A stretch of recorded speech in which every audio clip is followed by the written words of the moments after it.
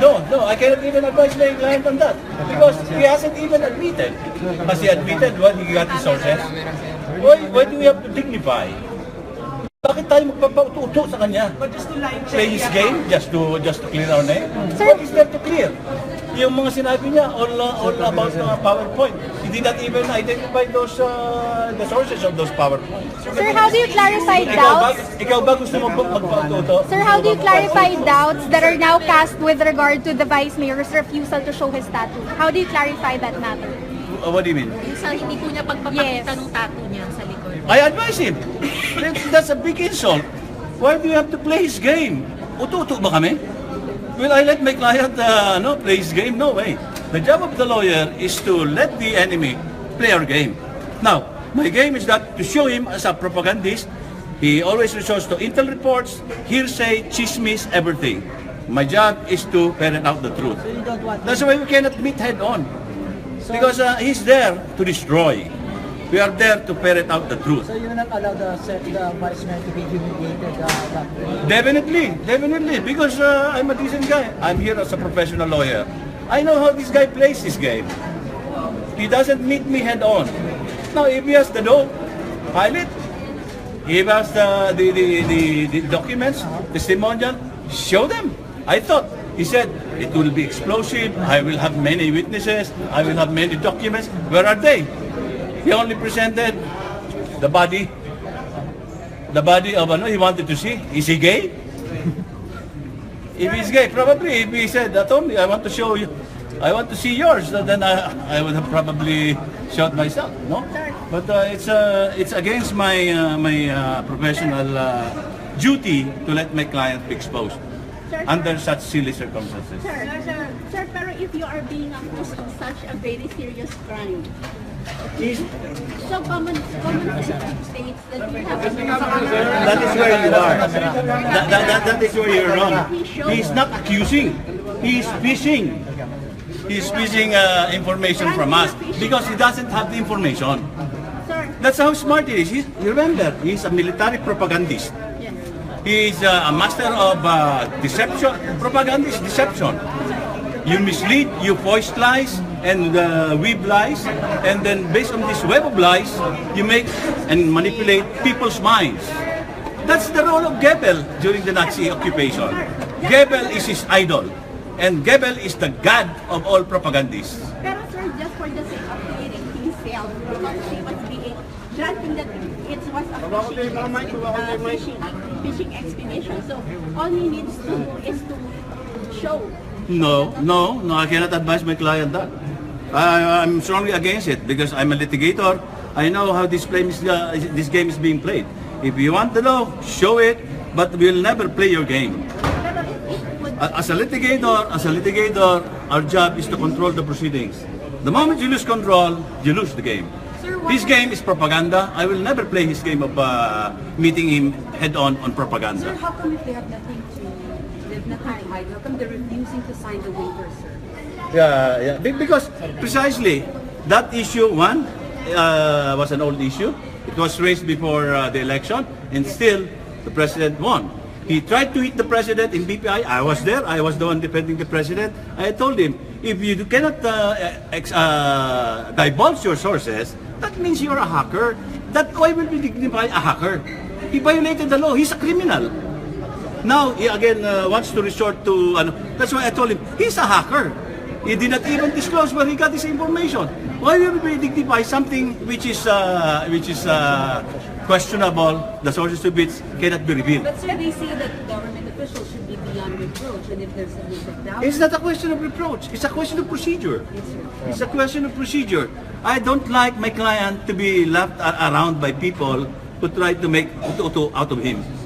And lawyers who do not know how to play this game, normally they end up as mediocre lawyers. I'm here to control the game, and that guy will never pass my level. What do you find so ridiculous about what do you find so ridiculous about the game today? Like you said, that this was a fishing. Look, even the good chair admonished him. You are fond of editorials. He makes conclusions. He makes side comments. That's the job of a propagandist. to create the impression. And of course, he capitalizes on media. That's why he is always on media. When I came out here, I wasn't with the media. You were all with them because the best tool of a propagandist is the media. That's why Goebbels said, "Give me media, and I will own this nation of pigs." So did you regret if I own the media? Did you regret advising your client from appearing in these proceedings?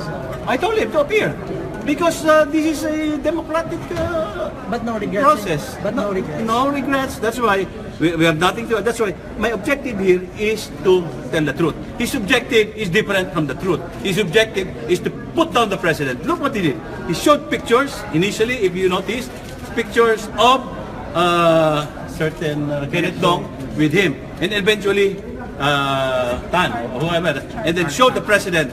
That is subliminal. That is one way of manipulating people because that's a media tactic, association. That's why when you make headlines, you you show pictures of people laughing when the issue is something serious. This guy is smirking. That's a media strategy. But my job is not to propagandize. My job is not propaganda. My job is legal. Sir, can you tell us what are your plans now? Sir, if you could just look at We don't have plans because he has the forum. That's his advantage over us. He has the forum. That's why a while ago he couldn't even object to the out of line questioning by him. And it's so good that the good chairman admonished him, stop your editorials. When you say editorials, comments. Sir, but there have been Propaganda documents in comments. 2007, I think a video document that sort of mentioned President Vice Mayor Duterte already in the past. Have you seen that document? I'm not. I have no knowledge about that document. There was a document basically. If there was a document, He was already listed. Yeah. well, It's I from did the not insist on NBI. that. They should have showed that and authenticated it there. That I have here the document. You have to lay the basis, you know. That's part of due process. It's not even part of due. It's a part of fairness. If you're being accused of something by propaganda, let him explain also the way he wants to explain himself. He's acting silly. A silly question only requires a silly answer. Sir, how did Paolo Duterte take on this? He's a very calm guy. Camera. He's very. That's why he said. That's why he said a while ago, you know, about the dog. That eventually, that dog will suffer karma. You know.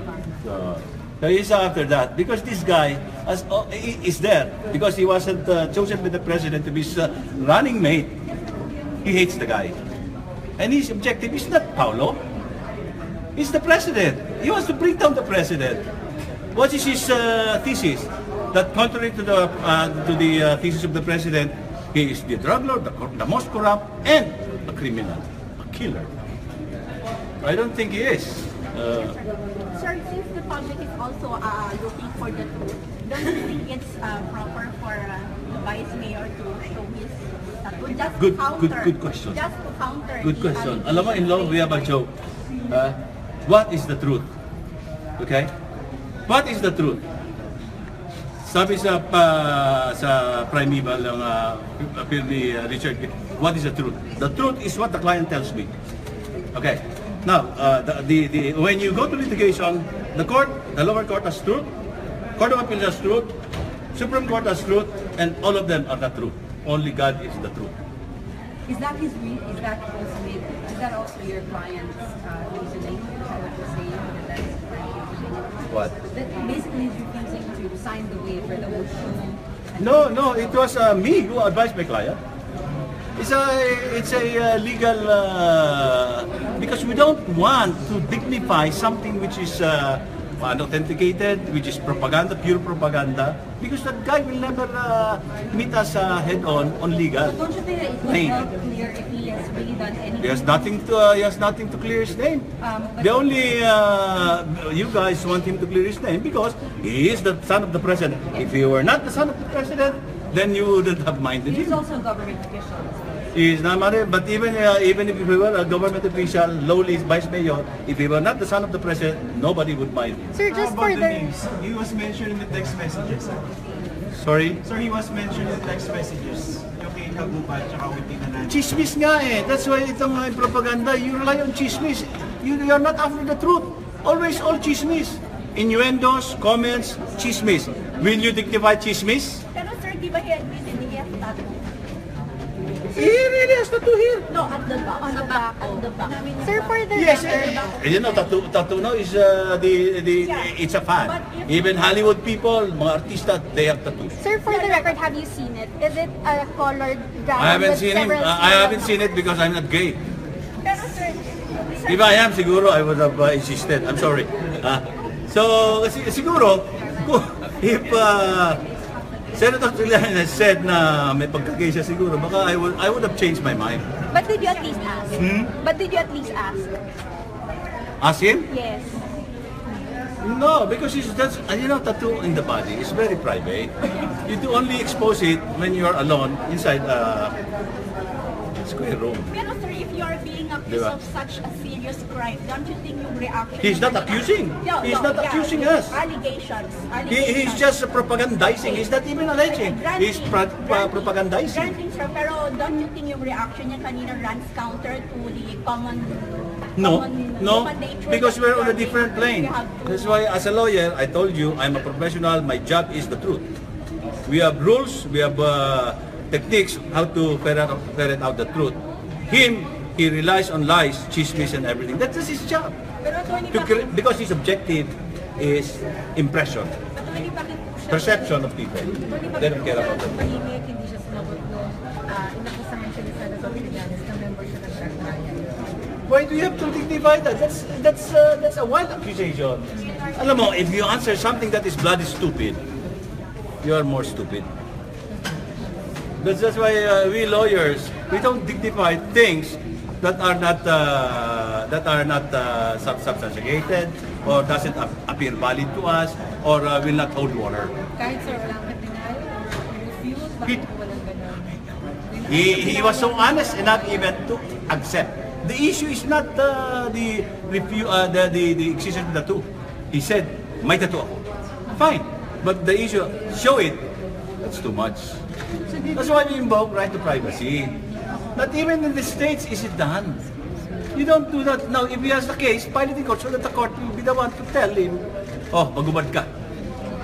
And then show it to us. Di ba? Then gagawin namin. Mark yung tattoo na yun sa likod, Exhibit A. Di ba? Di ba ganun lang yun eh? May nakita kong kaso, binargahan yung abogado yung paa na Exhibit A eh. Talagang physically, ginawa na paa dahil personal injury case. Pero ang challenge Diba? sa kanya, ba't hindi ipakita kung wala namang masama ko? Because I advised him against it. He wanted to, but I advised him against it.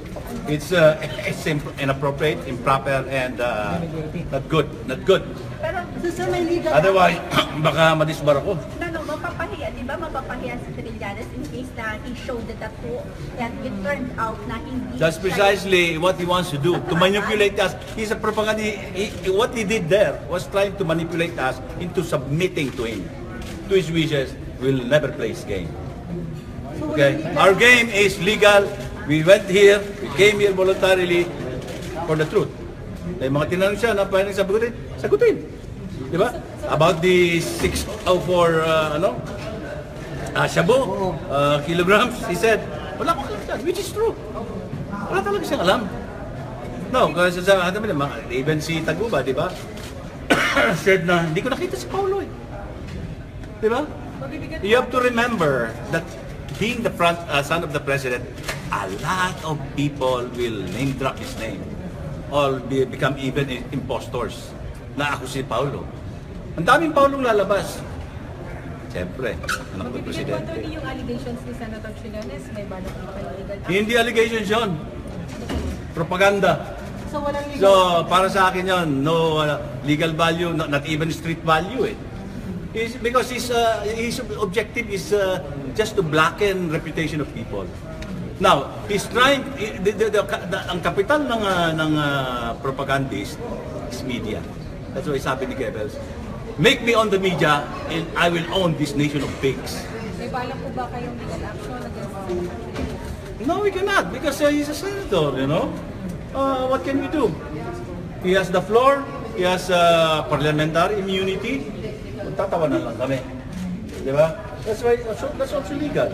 So do you think I know how to play this game. Di ba? So do you think hindi naapekto ng reputation ni dating City Vice Mayor with allegation of sexual harassment? I don't think so. I don't think so. Ang importante dito, if your conscience is clear, have no fear. I don't care if they hate me, basta ako on my own. I'm only answerable to my Creator.